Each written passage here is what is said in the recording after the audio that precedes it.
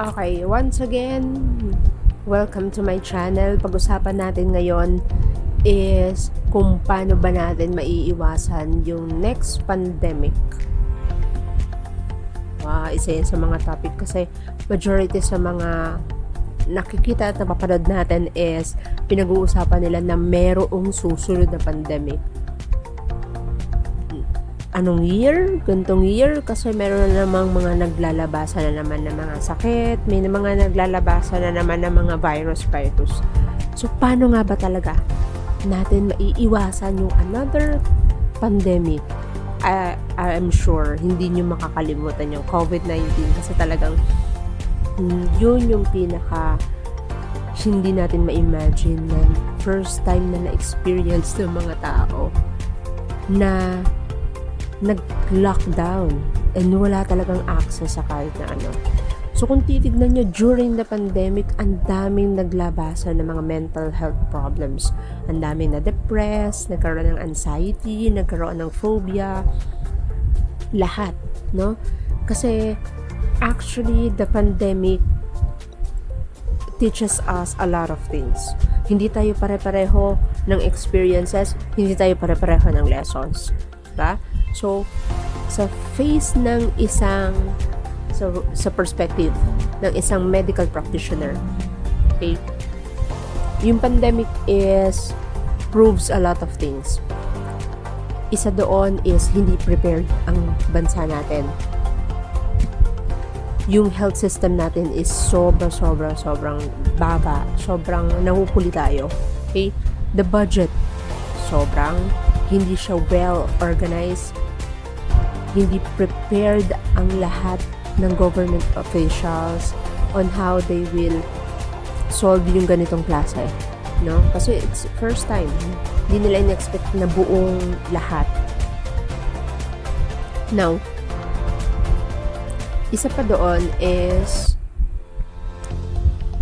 tinuturo sa atin ng pandemic is ang mga doktor at nurses nagkakasakit din.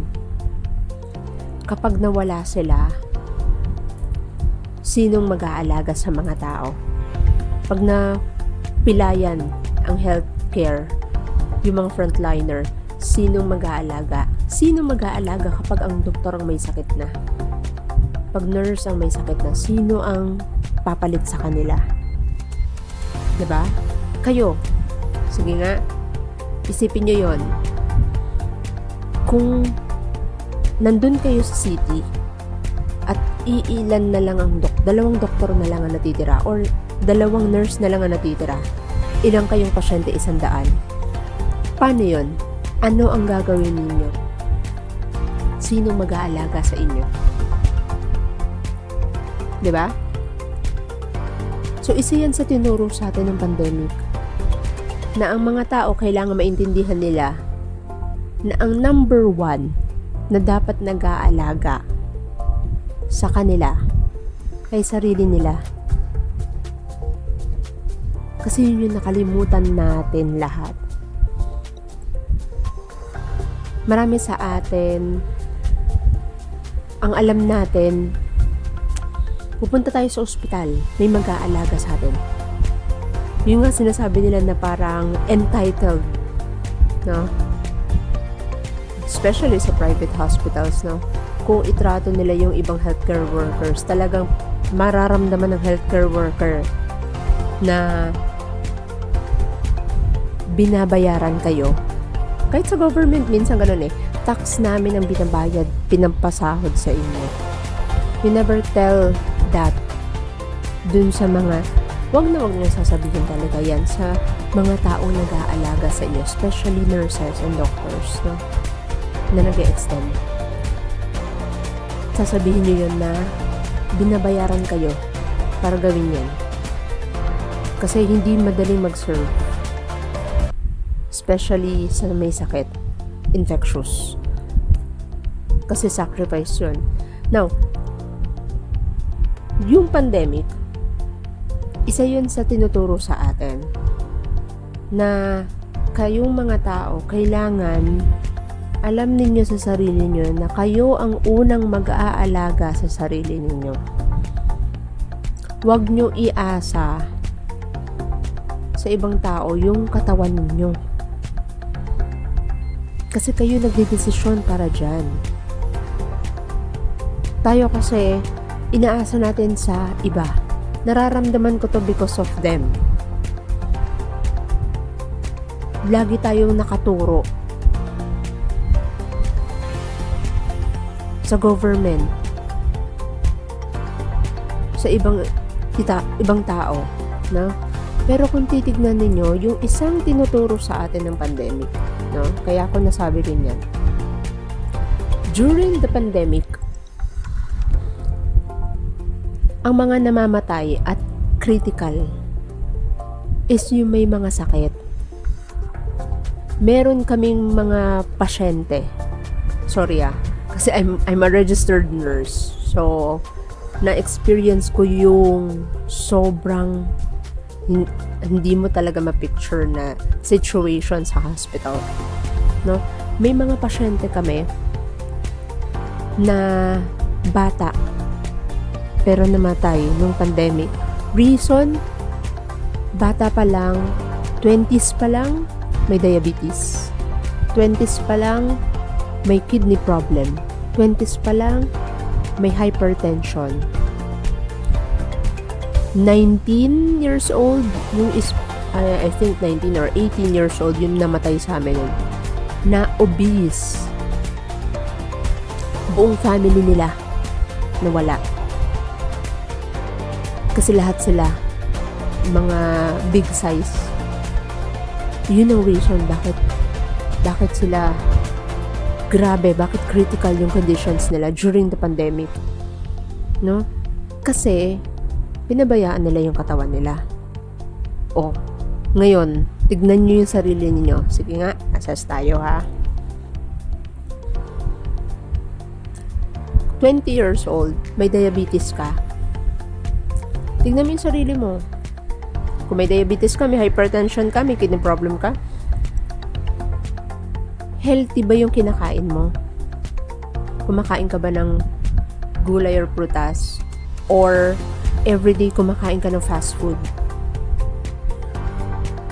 Nagmi-milk tea? Nagko-coffee? Nag-i-eat all you can? Nag-unlimited rice? So, titignan nyo yung sarili nyo kung paano nyo ba inaalag, ano bang nilalagay nyo sa katawan ninyo? Healthy ba? Kasi kung healthy yung nilalagay nyo sa katawan nyo, automatic alam nyo sa sarili nyo hindi kayo magkakasakit. Healthy na food ba? Ang iniinom nyo ba malinis na tubig? Or alcohol? Beer? Coffee? Soft drinks? Alin doon ang iniinom nyo?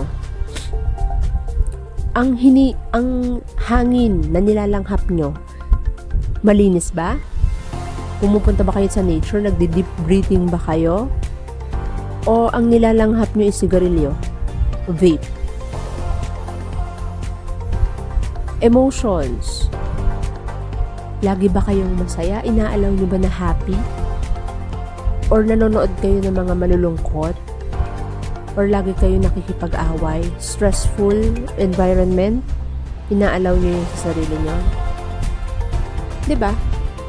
Kung anong pinasok ninyo, lason yun sa katawan ninyo.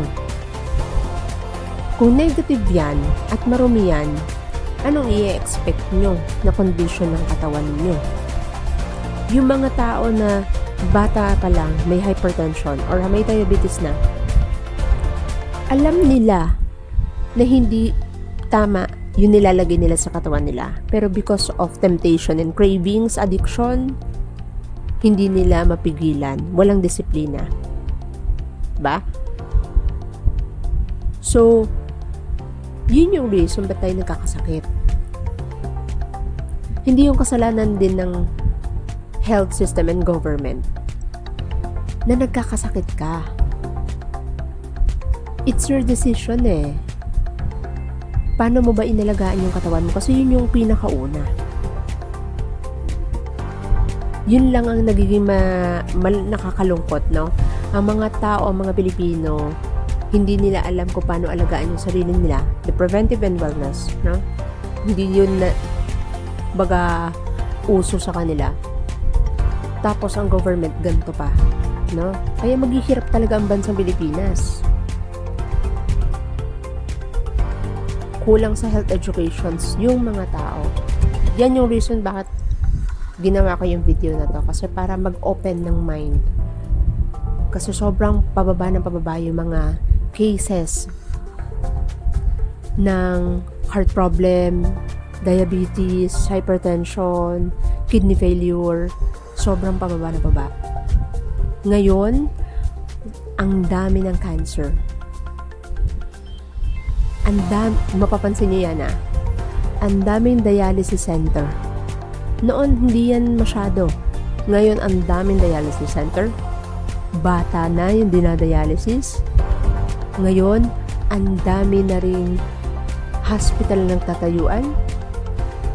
Ang daming cancer cases. Reason, ibig sabihin lang nun, nagkakaroon, dati wala namang ganyang sakit hindi yan uso dati. Kasi, noong unang panahon, hindi rin naman ganun ka dami yung mga foods na meron tayo ngayon. Ngayon, kahit elementary, makikita mo nagmi-milk tea.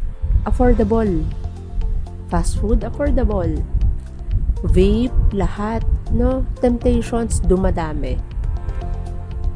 Kasi syempre technology, tsaka nagbi-business talaga ang mga tao at ang gobyerno. So, dapat isa yun sa titignan natin. Wait lang, good ba? Or hindi makakabuti sa katawan ko? Disiplina pa din So, yung reason bakit tayo nagkakaroon ng mga sakit, hindi yun kasalanan ng virus. Kung magkaroon man ng virus sa environment, kung good at maganda ang immune system mo, maganda ang katawan mo, kahit dumating pa yan at wala kang mask, hindi ka tatablan. Kung tablan ka man, hindi ka mamamatay. Mild lang. Or moderate, kaya mo mag-survive. Pero yun nga, kung meron ka nitong mga sakit na to at dumating yung ganong sakit na yun, anong gagawin mo? Dun ka pa lang ba magiging healthy? Healthy living? Diba? Kasi yung virus, pwede tayong bumili ng maraming mask, disinfectant, gamot, no? Katayo kasi ganito yan Pag merong sakit, ang hinahanap natin yung solution from the outside. Pero, hindi tayo tumitingin sa loob ng katawan natin. Inaayos natin yung katawan natin, kailangan natin ng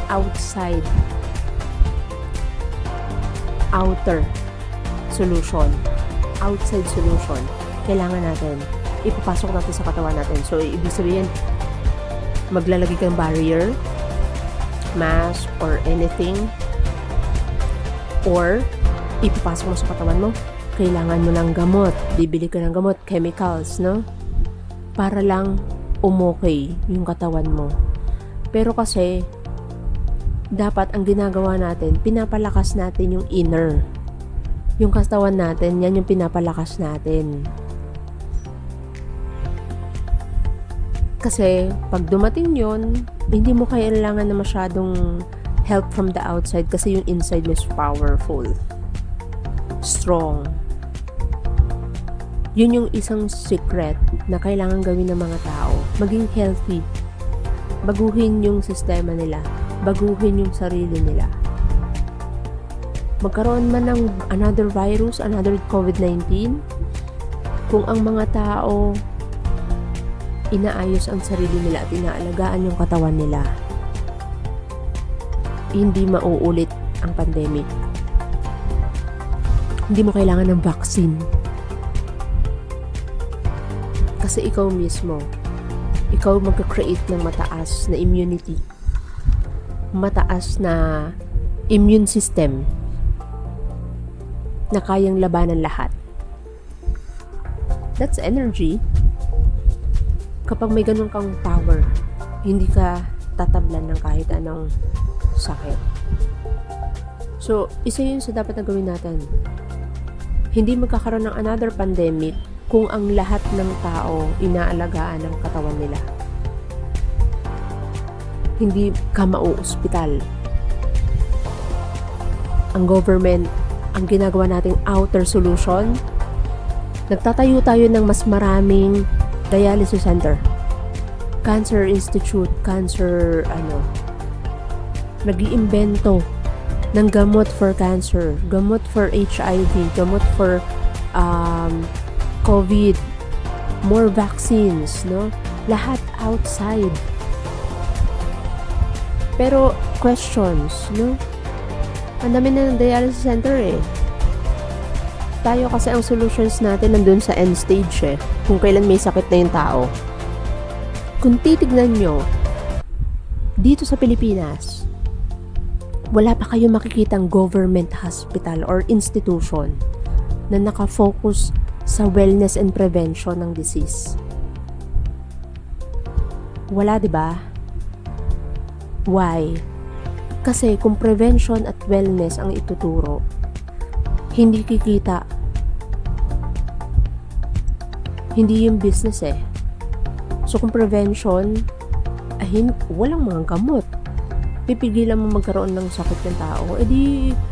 Yung mga pharmaceutical at yung mga nagsusupply ng mga medical hindi na nila mababawasan yung consumption. 'Di ba? Yun din yung question eh. Kasi kung yun ang solution, kung talagang merong care para sa mga tao, kung yun ang kung yun ang paraan, bakit hindi magtayo at magkaroon ng proper education and proper dissemination ng information sa mga tao? Kasi kung alam niya ng tao, gagawin niya yan. Wala lang nag-guide at nagko-coach sa kanila. Sa ibang bansa merong mga ganyang doktor. Dito wala masyado na institution. Pero yun nga, sana magkaroon. Government, kung saan local government man or na merong ganyan. Saludo ako kung meron sila. Pero wala pa ako nakita so far. Parang mga private na sectors pa lang nakita ko na nagdi-discuss about wellness and prevention ng diseases. So, isa yan. So, way. So, kayo bilang individual, kung gusto nyo na mabago yung buhay nyo at maging healthy at mahaba pa ang buhay nyo, kailangan alagaan nyo yung katawan ninyo. Yun lang yun. Prevent other diseases. Hindi kayo magkakasakit kung inaalagaan nyo yung katawan nyo. Kung meron naman kayong sakit ngayon, paano kayo gagaling? Alagaan nyo yung katawan ninyo. Alam nyo kung anong bawal. Alam nyo kung anong hindi okay. Nagpo-pray kayo na i-bless kayo, na pagalingin kayo. Always remember, God is looking naman eh. I-prove nyo lang sa Kanya na inaalagaan nyo yung katawan nyo. Yan, yung temple ni God. Yung katawan ninyo yan eh. I-prove nyo lang sa Kanya na inaalagaan nyo yan. Then miracles will happen. Gagaling kayo. Pero syempre, kapag gumaling kayo, huwag kayong babalik sa dating gawi. Baka naman nawala yung diabetes ninyo. Bumalik naman kayo sa dating diet kasi na-miss nyo. Babalik din yung sakit nyo. So, dapat magkaroon lang kayo ng disiplina. Self-awareness and discipline. Very important. So, ganun ang mangyayari, magiging healthy ang mga tao. Okay? So, kung nagustuhan nyo yung video na to, please subscribe and click the like button. Comment down below kung may mga topics kayong gusto pang pag-usapan. or may mga questions kayo sa life or health, sasagutin natin yan. And kung nagustuhan nyo or meron kayong negative comments, it's okay. Free tayo dyan na magsabi kung ano man. Or meron kayong gustong i-share. Baka kayo rin, meron din kayong mga realizations sa life and during ng pandemic na gusto nyo i-share sa iba. Kasi yun yung purpose na ito eh. For us to share and for us to learn. No? Kung nakatulong to sa inyo and in-apply nyo, naging maayos ang life niyo, naging healthy kayo, please inform me din, comment kayo, and share nyo dun sa mga friends niyo and family members niyo. Bigay nyo sa kanila yung love and care. So kung may care kayo sa kanila and love nyo sila, gusto nyo humaba yung buhay nila, you share it with them para maintindihan din nila yun. Wala masyadong yung mga agam-agam and questions nila is ma-clear. So, i-share nyo sa kanila and sana mas marami pang makapanood nito or magkaroon ng information regarding this. Para, syempre, ang sarap sa feeling kapag lahat tayo is marunong and healthy and may discipline. Isa yan sa key para magkaroon tayo ng maayos na bansa. Hindi tayo aasa sa mga magagamit natin yung fund natin, yung pondo ng bayan sa karapat-dapat, sa dapat na paglaanan. Educations and other departments. So yung sa health, it's more on the wellness na. And happy living. Ganun ang focus natin. So, thank you very much for listening and for watching this video.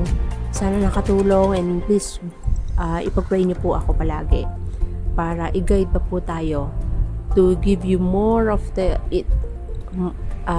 wisdom and magandang informations para makatulong na mag-improve and mag-evolve pa tayo. Maging maganda yung buhay natin. Thank you very much and God bless.